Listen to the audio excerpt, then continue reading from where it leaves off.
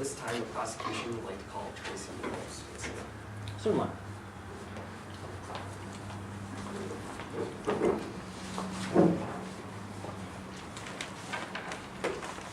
Taylor Burke for the prosecution may proceed.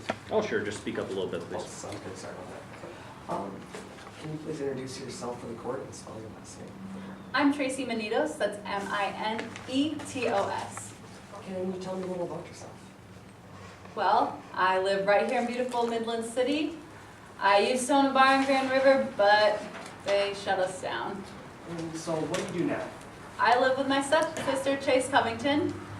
Honestly, sometimes it's harder than being an entrepreneur. I'm her personal maid, her dog walker, and her assistant, all wrapped into one. I want to talk about your stepsister, Chase. Do you know what she does for a living? She's on the Midlands Gambling Commission. Your Honor, can I ask opposing counsel to simply move to the left or the right, just a foot, so that I can see the witness? No, he's fine where he is. If you want to move so you can see his witness, you may. Yes, Your Honor. Continue. Does he ever talk about his job? We talk about it sometimes. I know recently there was a vote for a new casino in Midlands. I don't know too much about it, but I got excited because I was thinking maybe she could get me like a real job. So she was telling me that if a certain person voted for a proposal that they would owe her a favor. I'm not sure how it all works, but she does get a lot of free stuff. When you say free stuff, what kind of free stuff does she get? Tickets to games, diving trips, expensive wines. She does have a lot of briefcases. I'm not sure if she got those for free, but I just figured it was part of her job. Did your stepsister ever tell you about any of the candidates that were for the new casino? I asked her one time, and she said Avery Bancroft. I don't know too much about it though.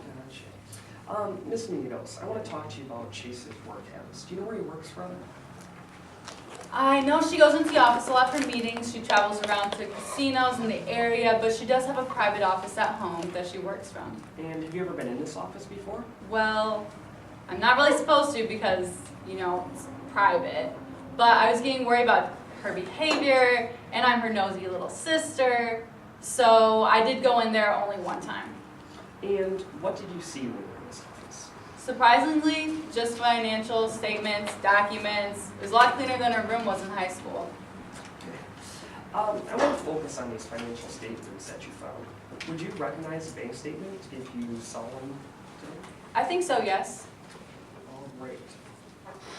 Let the record reflect that I'm showing opposing counsel prosecution.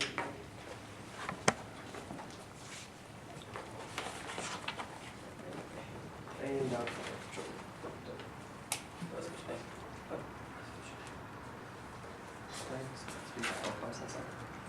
think you're already doing so. Yep.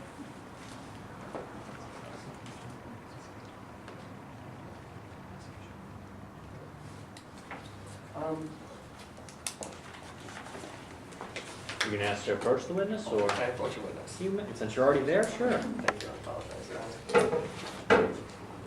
Thank you. Is this a bank statement that you mentioned? Yep. Is this a fair and accurate copy of it?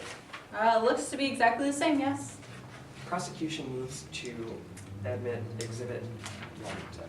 Objection, Your Honor. Hearsay. Response. Got nothing for me?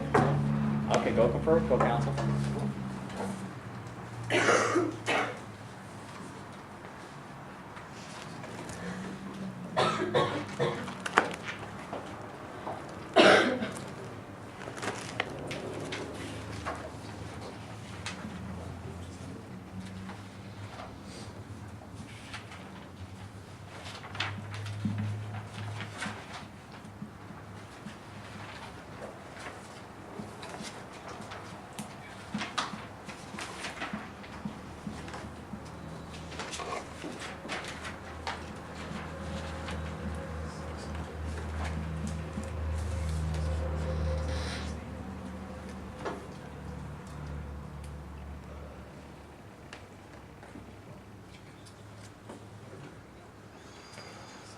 According to Rule 806B,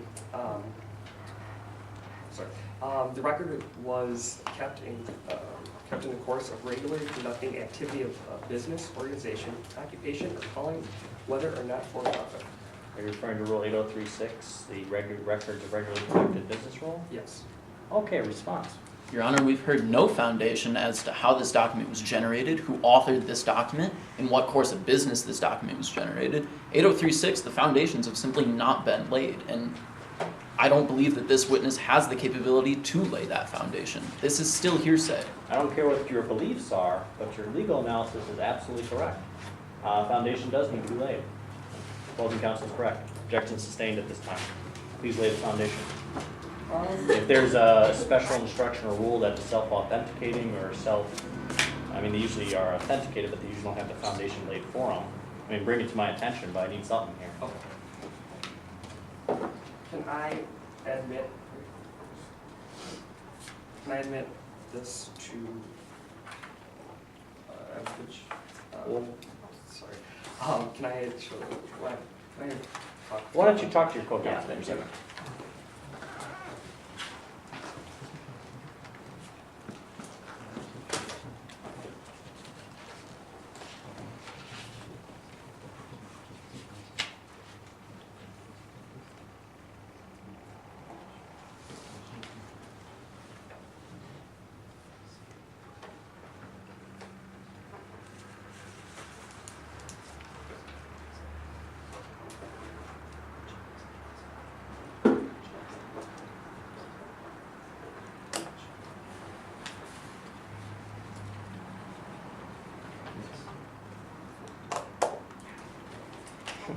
the record reflect that I'm not opposing, or going to opposing counsel?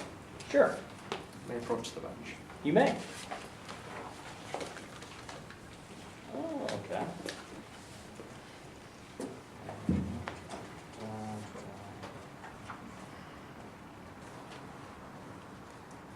Oh, yeah, that's pretty good. Okay, defense, what do you think about this? Your Honor, if this is not being entered in as part of the evidence, I don't believe that it accurately pertains to the bank statement. They should be entered in. If this is to be used in order to authenticate another piece of evidence, it should have to be entered as evidence itself, Your Honor. Well, can you enter it as evidence? Is there a stipulation or something that allows you to do that in this case? Anything? I'm assuming they let you guys have a way to get it in.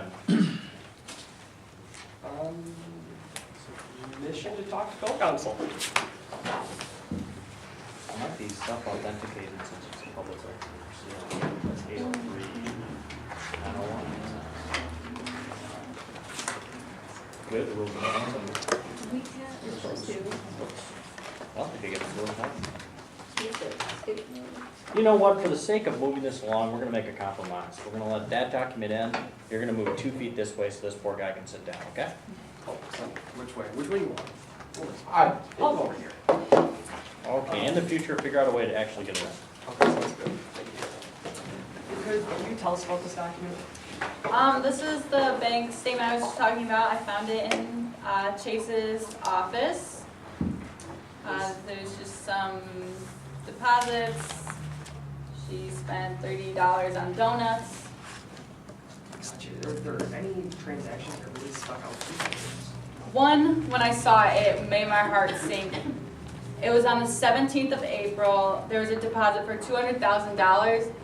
I have no idea where Chase would have gotten that money, and then when I saw it, it honestly made me feel sick. No further questions here. Okay, cross-examination? Yes, Your Honor.